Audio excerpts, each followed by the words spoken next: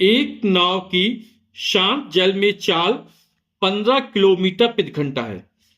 नाव को धारा की दिशा में 30 किलोमीटर जाने और फिर धारा की विपरीत दिशा में उसी स्थान पर लौटने में कुल समय 4 घंटे 30 मिनट लगता है।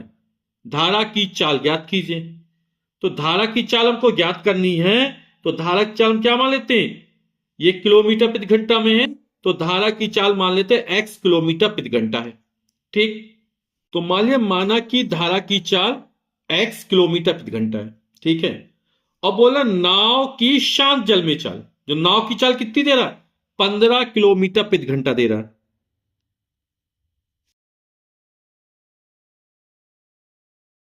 तो नाव की चाल 15 किलोमीटर प्रति घंटा हो गई।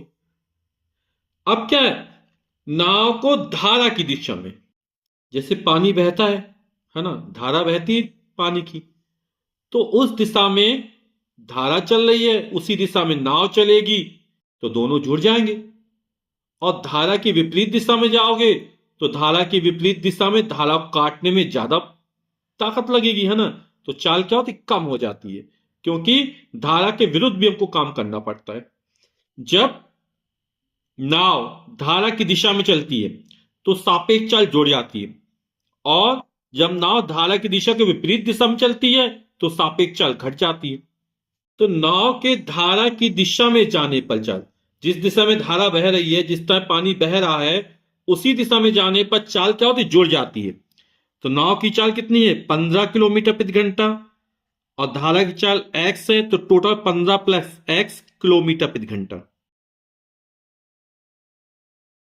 और इसके विपरीत दिशा में जाओगे तो हो जाएगा 15 माइनस x किलोमीटर प्रति घंटा। तो आप लोग समझ गए ना, जिस दिशा में नदी बहती है उस दिशा में तैरना आसान होता है ना, क्योंकि धारा की चाल और खुद की चाल जुड़ जाती है। तो यहां पे नाव की चाल और धारा की चाल जुड़ जाएगी धारा की दिशा में जाने पर, और विपरीत दिशा में जाने पर यदि मान लो धारा की चाल ज्यादा हुई तो नाव तो बह जाएगी ना, है ना, इसलिए क्या होगा, नाव की चाल में से धारा की चाल घटाई जाएगी, 15 माइनस एक्स। अब नाव को जो दूरी दी गई अपन को वो कितनी है, 30 किलोमीटर है। तो धारा की दिशा में जाने पर और फिर उसकी विपरीत दिशा में लौटने पर, है ना, तो जो कुल समय लगता है वो 4 घंटे 30 मिनट लगता है। धारा की दिशा में जाने पर और फिर उसकी दिशा के विपरीत दिशा में लौटने पर समय कितना लगा, 4 घंटे 30 मिनट। तो समय बराबर क्या होता है, दूरी बटे चाल। समय बराबर होता है दूरी बटे चाल, यही होता है। तो जब धारा की दिशा में जाएंगे, इस दिशा में धारा बह रही है मान लो, और इसी दिशा में जाएंगे तो समय कितना लगेगा, तो समय दूरी बटे चाल। दूरी है कितनी, 30 किलोमीटर। दूरी कितनी है, 30 किलोमीटर धारा की दिशा में जाने पर, और धारा की दिशा में जाने चाल कितनी है, 15 प्लस एक्स। तो इतना समय लगेगा, समझ गया, समय बराबर क्या, दूरी बटे चाल। दूरी 30 किलोमीटर है धारा की दिशा में जाने पर, और चाल कितनी, 15 प्लस एक्स है। समय बराबर क्या, दूरी बटे चाल, दूरी रख दिया और चाल रख दिया। तो ये जाने में लगा समय हो गया। लौटने में कितना समय लगेगा, दूरी तो वही है 30 किलोमीटर, है ना। और जब लौटेगा धारा की दिशा के विपरीत दिशा में, चाल कितनी हो जाएगी, 15 माइनस एक्स, तो ये होगी 15 माइनस एक्स। इतना समय लगेगा कब, जब धारा की दिशा के विपरीत दिशा में चलेंगे। समय बराबर क्या, दूरी बटे चाल, दूरी रखी और चाल रख दिया, तो ये जाने में लगा समय लग गया। दूरी रख दी और चाल रख दिया, ये धारा के विपरीत दिशा में जब लौटेंगे तब समय हो गया। और दोनों समय को जोड़ देंगे तो कुल समय पता चल जाएगा, और कुल समय कितना लगता है, 4 घंटा 30 मिनट। समझ रहे हैं ना, ये जाने में लगा समय, ये लौटने में लगा समय, और कुल समय कितना है, 4 घंटा 30 मिनट। अभी 30 मिनट है, 30 मिनट में कितने घंटे होते हैं, आधा घंटा होता है ना, 1 घंटे में 60 मिनट, तो 30 में आधा घंटा, यानी इसको क्या लिख सकते, 4 घंटा 30 मिनट को 4 घंटा और आधा घंटा। 4.5 घंटा। 4 दूनी 8 और 1 9/2 घंटा, कितना हो जाएगा? ठीक, तो इसको लिख लेते हैं 30/15 + x, और 4 घंटा 30 मिनट कीजिए, लग दिया 9/2। अब इसको हल कर लेते, तो x का मान निकाल लेते हैं। तो 15 + x और 15 - x, लासा कितना निकलाएगा? इन दोनों गुणनफल के बराबर। अब 15 + x का भाग इसमें देंगे तो ये कट जाएगा, ये बचा रहेगा, इसका 30 में गुणा कर देंगे तो हो जाएगा 30 गुणा 15 - x, प्लस था प्लस लगाया, इसका भाग इसमें देंगे, ये कट जाएगा, ये बचा रहेगा, तो 30 15 + x बराबर 9/2।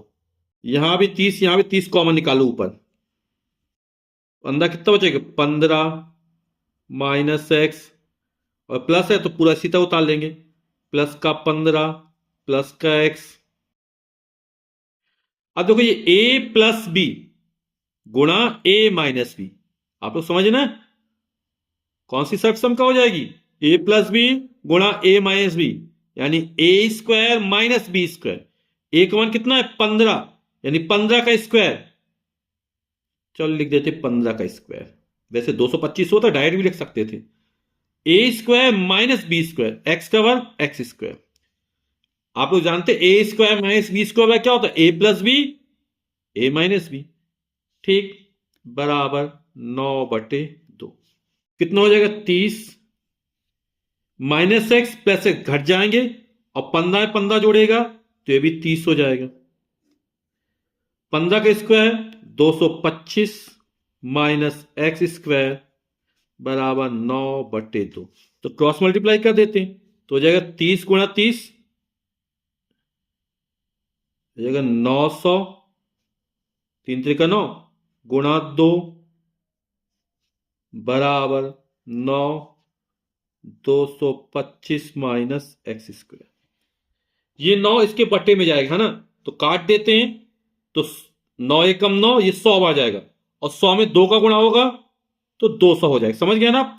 ये गुणा के रूप में बट्टे में जाएगा, तो 900 में जब 9 का भाग देंगे 100, और 100 दूनी 200 बराबर, ये 9 कट गया, बचा 225 -x²। -x² इस तरफ तो प्लस हो जाएगा, x² बराबर 200 उस तरफ ले जाते हैं तो हो जाएगा 225 माइनस का 200, तो x² बराबर 225 में 200 घटेगी, बचेगा 25। तो हमारा x² कितना निकला? 25 निकला ना। हमें x का मान चाहिए, तो x का मान कितना हो जाएगा? दोनों पक्षों का वर्गमूल ले लेंगे, तो x² का वर्गमूल x, और 25 का वर्गमूल हो जाएगा +- 5, क्योंकि +5 का वर्ग 25 होगा, -5 का वर्ग 25 होगा। लेकिन x क्या माना हमने?